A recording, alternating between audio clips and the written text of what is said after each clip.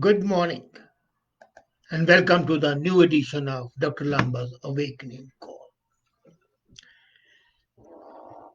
In the discussions that we are having normally across the table are quite intriguing, and I'm often asked who shall win in November to be the leader of the free world, to be president of the USA, knowing fully well they ask my honest opinion, considering that all the opinion polls are predicting victory for Joe Biden Kamala Harris team. Possibly, they are suspecting that this might be one term president. But then they are forgetting that they are also hoping for a new one term president who might not even survive the first term. And then they ask me, why do I think that Trump would triumph? Why Trump would win? Because of the heavy death toll, coronavirus, and everything. And then I tell them that it's not only a hunch, it's based on the harsh realities of life. I agree that according to the opinion polls, President Trump is trailing Joe Biden nationally by about 10 points. But then, if you have seen the last 5 days, the gap is narrowing.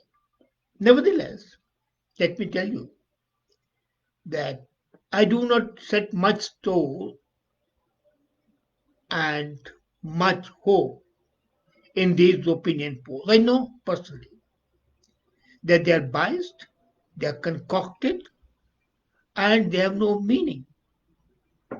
I know it from a personal experience. They are always prejudiced, always calculated results. I'll tell you an instance. In the first Gulf War, Times of India in India, a newspaper, national newspaper, came up with headlines. 89% Indians blame Saddam for the war. I was heading the consultancy organization, Chanakya Consultants Private Limited in India at that time. And I received a call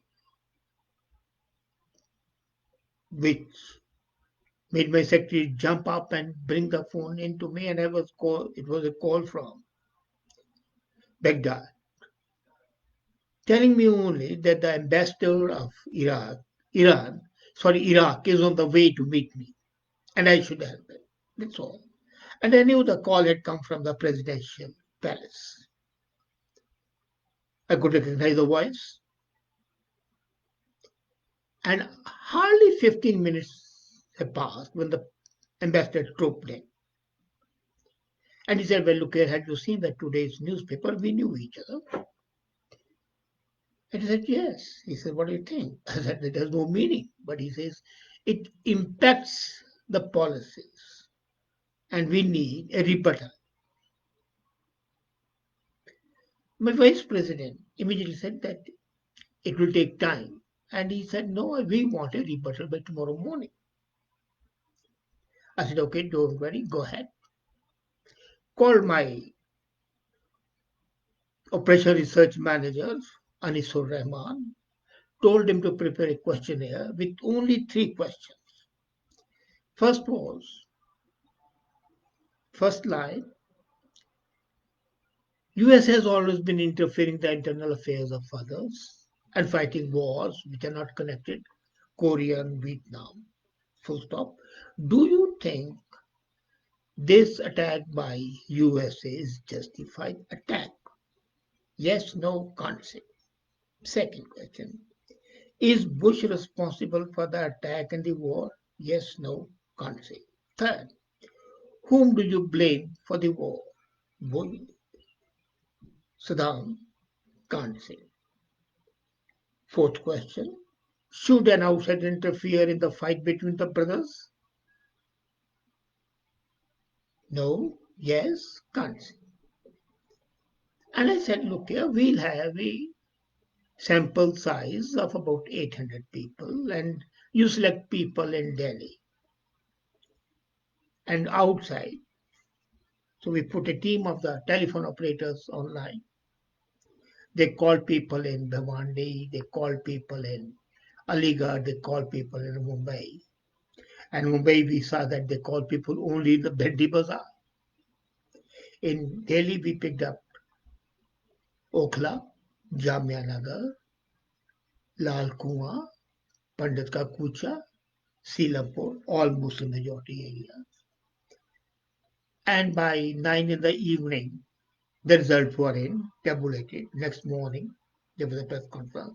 And 99 people said, percent people said, that Bush is to be blamed. So, what I want to show you, opinion polls are targeted, how the questions are made, written, how the questions are put. Second, whom are you asking? The sample. Even the random sample can be manufactured, and they are manufactured. So the rebuttal was there next morning within 18 hours that Times of India is wrong. And then Times of India went to the press council and we gave the sheets with the addresses of the people and everything that it was a genuine one. And it was a widespread sample. Nobody could blame on that. So these have no meaning. Now coming back, why do I think that Trump would win? The Democratic National Convention held in Milwaukee, Wisconsin has exposed deep fissures within the Democratic Party. Key speakers like Michelle Obama, Alexander Cortez have painted America as hellhole, and they say it has become a bigger hellhole under Donald Trump. The Americans are asking a question. If it's a hellhole, why do the tens of millions of the people around the world still clamor to come to America? Even the COVID-ridden Trump-plagued America of today attracts people like a magnet. People are going to court of law protesting against the bans and the restrictions on coming in of the people. And Bernie Sanders had made clear that he wants Joe Biden to win the presidency. But once he wins it, he wants to push him further to the left. Sanders has already pushed Biden to the left in the primaries. For example, on the Green Deal and the minimum living wage. Now, this is a clear line of attack against Biden that Trump is going to take and intensify. Take the Green Deal. It bans fracking. And when fracking is banned, it means unemployment. Fracking has created nearly 10 million jobs in USA and led to resurgence of the American economy. Even Obama did not ban it. And as someone who knows the reality of the situation, I find the proposed Green New Deal impractical, unsustainable, and harmful to the interests of the America and the Americans. So the policy itself of Biden, which is not his policy but has been imposed on him by a clique that follows socialism, which will create unemployment, destroy the economy, and then the law and order, defunding the police and FIDA, Black Lives Matter. They make good news, but they impact people negatively. People are tired. There have been people whose houses and the shops have been looted. The young kids of 6 and 10 who have been killed. Do you mean to say their parents and the well wishers are going to vote for Biden? No. And that's why Biden has taken a quantum jump back, saying that law and order must be maintained. But it was the Democrats who were encouraging that. Now, let's see what Trump has done with the economy, with his tax cuts, deregulation. Even the Democrats give him the credit for that. And the economy promises to rebound post COVID. Left wing mayors proposed by Joe Biden under impact of Sandra and Alexandra Cortez will definitely set the economy back. And now be clear that for people, jobs and money, financial stability are always of prime importance. Dialects, dialectical materialism, politics aside, but first they want is financial stability and employment. And look at the historical context. EOC, Alexandra Cortez, did not even nominate Biden for the president. She chose Sanders. So it shows that the party is far from united. And this unity is going to grow over the time. And that spells a disaster for Joe Biden. The second line is that attack is wild, but then all is fair in love and war. And politics is war. Trump is painting Biden as a senile old man. And by the gaffes and the inopportune talk that Joe indulges in, he's proving that he's senile.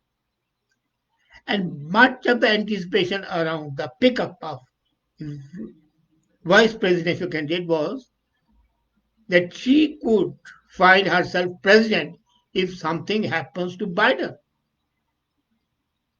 Now, you have to be careful about opting for a single term bid. Once the presidents taste the elixir of life, they suddenly become restored. Still, Trump is playing up on the Biden's age and his senility. And then he's also very careful about opting and criticizing and playing up to Kamala Harris' Indian heritage. Have you noticed something very interesting? That he and his chief of staff, Mark Meadows, pronounce Harris' first name. Kamala herself says it should be pronounced Komala. She doesn't say Kamala, the Indian way. She says Komala. Komala. Comma hyphen LA. That's the way Kamala Harris pronounces her name. But what Mark Meadows, the chief of staff, and Donald Trump are doing? They are pronouncing as Kamala. They stress the foreignness of her name and its exoticity. Now, it's not that America is misogynist. No, they are not. But then they are not suffering of misogyny as far as the white women are concerned. Hillary Clinton proved that she lost because she did not campaign the key states and because she lacked charisma.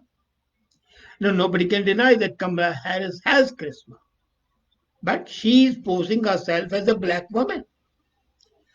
And sociologically, in Canada, USA, right or wrong, I'm not going into the correctness, black women are seen to be angry, nasty, and scary. Scary one can understand because black color scares white people. It's a fact. So black women are believed to give lip. Maybe that's why they are seen as angry and nasty. And Kamala is promoting herself as a black. Now, here's another thing. Trump is promoting us as of Indian origin, which Kamala derides. She has referred to her Indian origin, but primarily she says she's black.